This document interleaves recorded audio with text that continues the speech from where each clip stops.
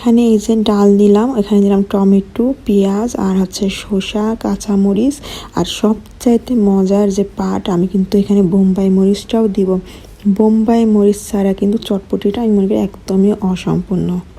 তো আমি এটা ফুচকার জন্য রেডি করতেছিলাম, একদম হাতে মাখাই সুন্দরভাবে সবাইকে ফুচকা বানায় দেব। সব কিছু এখানে দিয়ে এখন এটা সুন্দরভাবে মাখায় নেব। আর এই যে এতটাই বিষাক্ত ঝাল, মানে কি বলবো, সবার মাথা গরম হয়ে গেছে। তো আমার এগুলো মাখানো শেষ, এখন আমি এটা সুন্দরভাবে একটু বোম্বাই মরিচ দিয়ে দিচ্ছি। উফ, তার ঘেরান আর তার ঝালের কথা কি বলবো, এতটাই ঝাল ছিল তা বলার মতন না। তো আমার এই যে হয়ে গেল ফুচকা রেডি। জিভে পানি আসলে কিন্তু আমি একদম দেয় না, কেন আমার দেখেই কিন্তু জিভে পানি আসতেছে, সত্য কথা।